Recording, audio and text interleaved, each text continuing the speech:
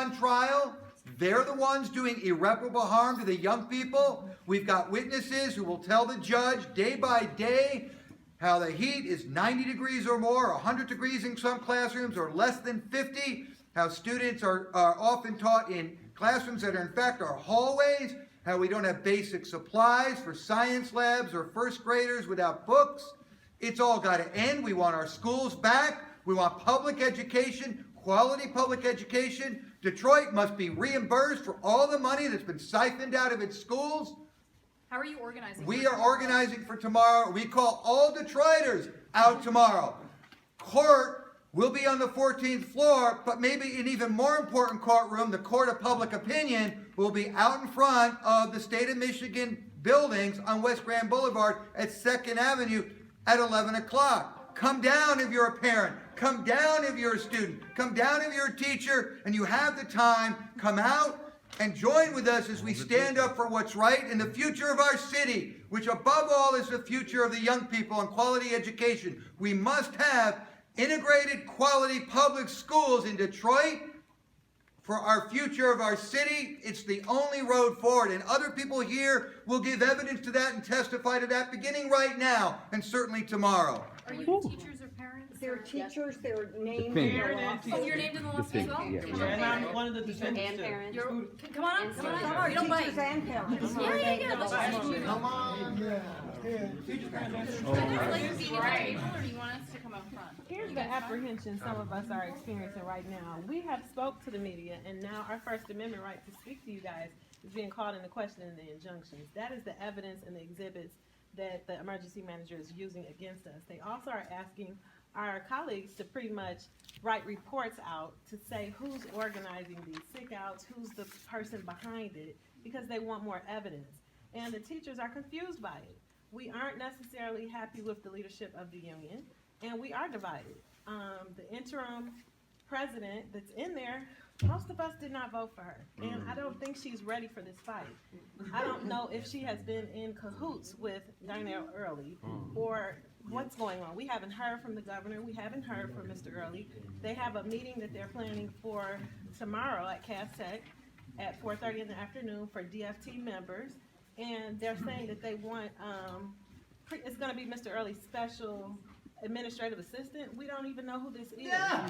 So, and we're hearing from this Michelle Zadrowski or something. We don't know who that is. So we're hearing all of these things from people that are afraid to sit down and actually have a communication with the teachers to hear what's the problem. Yes, it's the deplorable conditions, but let's not get away from our pay. Let's not get away from the fact that money has been siphoned out of the district and we don't have funding like we should, and they want to just bankrupt the district and take all of the good things from DPS, put it in a new one. I saw the plan Snyder had with the charts that said we're not performing as well as the charter schools. They took a test, I believe it was the NAEP test. It was like a computerized test. Some of our schools don't have adequate computers. That's not a good test for them to use to actually assess how well our students are doing. Let me ask you this. Do you feel that DPS is trying to muzzle its teachers, muzzle your right to speak out and highlight the issues? I don't think DPS is doing it. I think it's governor. It's the governor. It's Snyder. They would like for us to shut up. They're scared right now. They're shaking in their boots. They don't know what this is going to turn into. They don't know if other people are going to follow suit behind us. City employees are upset. You have the United Auto Workers that are upset about different things. So we have a powerful voice right now. They don't know if the parents and the students are going to be upset next. So this is really a scary time for them. It's made international news. They didn't expect that to happen on top of the Flint water crisis. So this whole situation right now, it's unique. We've never had anything quite like this. Nobody knows where to take the next step. So they're doing scare tactics. Some of the teachers are scared. We don't know what to do. They're threatening to take our certifications. They didn't help us get that.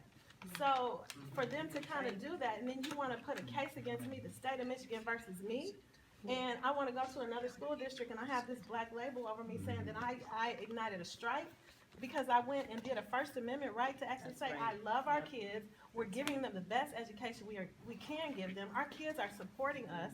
They're behind us. They're asking us, like, why did y'all come back? I think one day wasn't enough. It's not helping us. We need to do more. Their parents want to know what else can we do. So I think it's time for them to sit down and have a dialogue with us. It's time. Can we get your name and how to spell it? Erica Jones, Erika, Jones, Jones. And your name to the lawsuit? I'm named number 15 in the lawsuit because I said we love the kids, but we're tired of this. And we have a list of grievances that they need to sit down and listen to us. And it's time. And what school? Cadillac High School. You're a teacher at Cadillac. We understand some students are organizing a protest. Do you know anything about that? I heard about it. What do you think about that?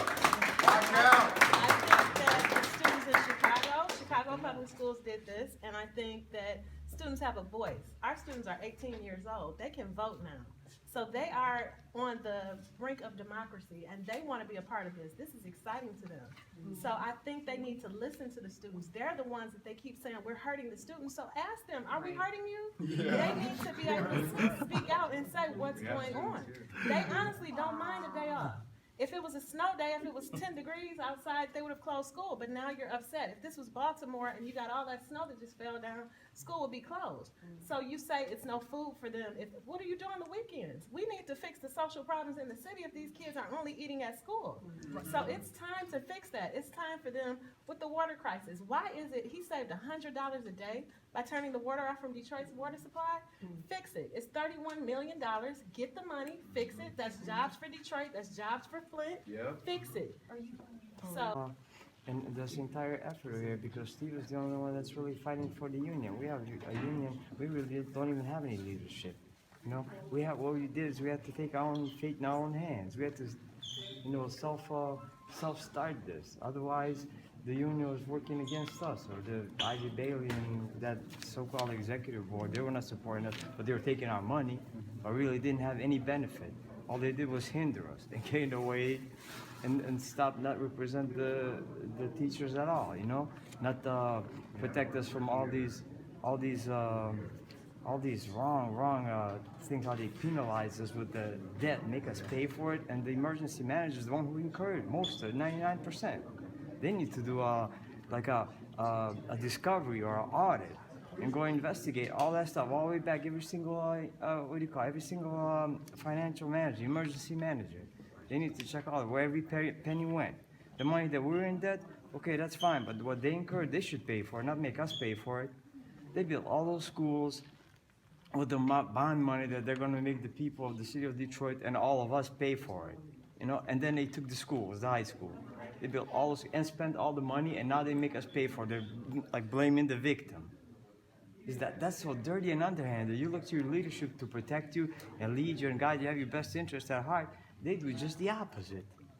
We had to start this entire thing ourselves. We had to risk everything to do this, and our time and effort. It's just unbelievable how that's like those trees. It's like high trees. I don't know if you use that term, but What's your first and last name? It's like that. Kola Hassanai. Spell both out for me. Yeah, Kola is my first name, and the last name is Hasanaj.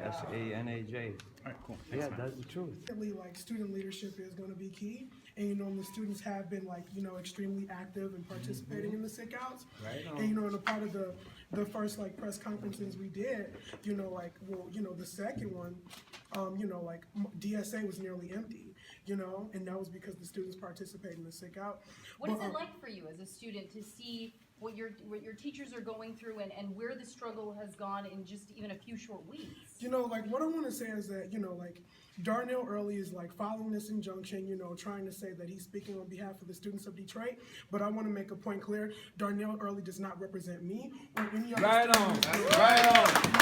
He's a hard gun. Darnell Earley has got to go, but also emergency management. City And killer. the students of Detroit need to have a say in this case because this is our future. This is affecting us. And he cannot, sit around and act like, oh, these problems are new, or he's just figuring it out, that the conditions in the buildings are like that, because he is, he's like the person that caused it, and he's a part of the system that caused it. And also, this fight, isn't just about moldy buildings or a few rats running around. Of course, those problems need to be fixed, and new buildings for Detroit are long overdue.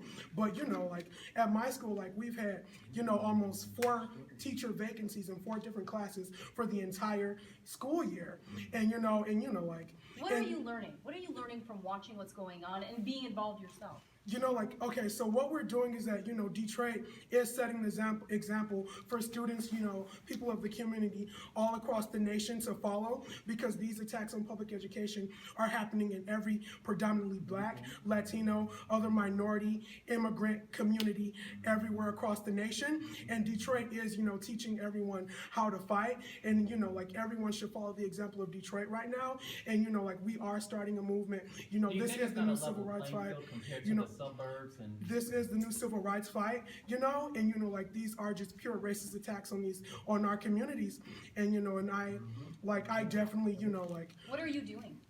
we're building a movement, you know, like, and you know, like, a bunch of new students are like coming in and standing up, you know, for their right to, you know, a future to public education, you know, and that's what we're fighting for. We're fighting for equal quality public education, and we're fighting to restore the democracy to the people of Detroit, because the people of Detroit need to have a say over what happens, and you know, like, because that racist, you know, Governor Snyder. Can we get your name and stuff? Okay. I know you gotta be like. No, but I feel like I finished, you know, like, cause that racist Governor Snyder, you know, does not, you know, like, you know, decide what is and what is best for Detroit, and neither does Darnell Earley, and you know, and like, the people of Detroit need to have democratic control over our city and our school district. And I'm a senior at the Detroit School of Arts. My name is Markeith Jones, Markeithjones.